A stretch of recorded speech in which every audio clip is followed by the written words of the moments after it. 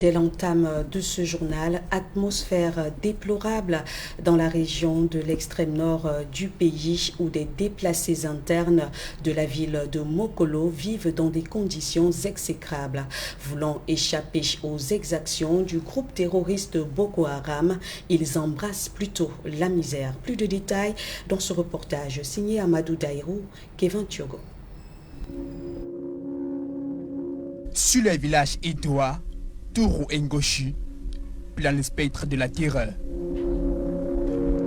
Ces localités de l'arrondissement de Mokolo, dans le Mayo Tsanaga, se vident au fil des jours de leur population. Des habitants fuyant les affres de la nébuleuse Boko Haram. Mais nous, on ne voit même pas les gens là, comment ils viennent. Ils arrivent à partir de 22h, 23h, ils viennent. Après maintenant, ils cherchent maison à maison. Si tu trouves maintenant à la maison, et tu tues.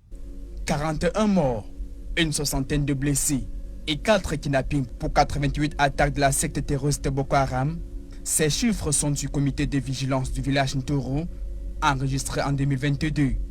Pour échapper à ces ombres sombres, les populations sont contraintes de se réfugier dans les montagnes où elles passent les nuits à la merci des reptiles. Ça ne va pas, les gens ne dorment même pas dans les maisons. Il y a des gens qui dorment sur l'arbre et tout ça. Et quand vous voyez les enfants dorment dans les salles de classe. Et maintenant, tous les jeunes maintenant, ils déménagent maintenant pour monter dans la montagne, pour dormir dans la montagne. Ces derniers mois, s'il a rué vers d'autres horizons, notamment la ville de Mokolo, Ira Moussa, chef de deuxième degré à Moutaz, et toute sa famille ont eux aussi trouvé refuge dans cette ville de l'extrême nord. Nous avons fui les affres de la secte Boko Haram.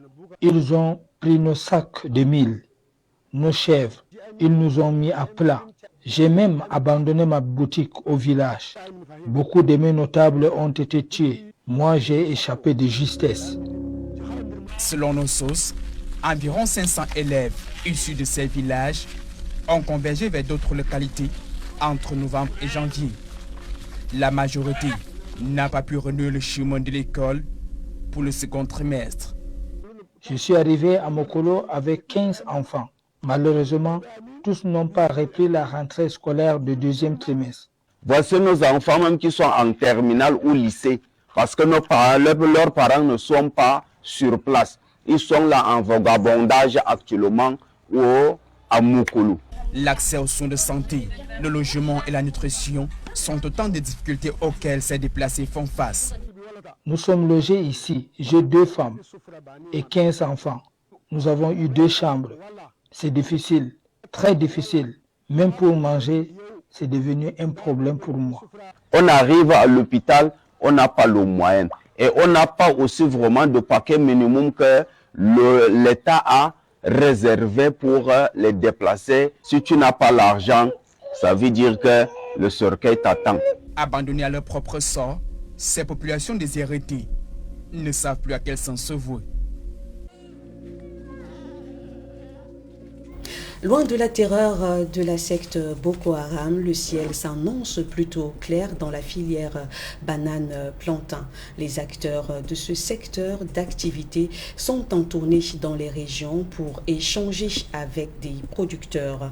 Un périple visant à explorer des possibilités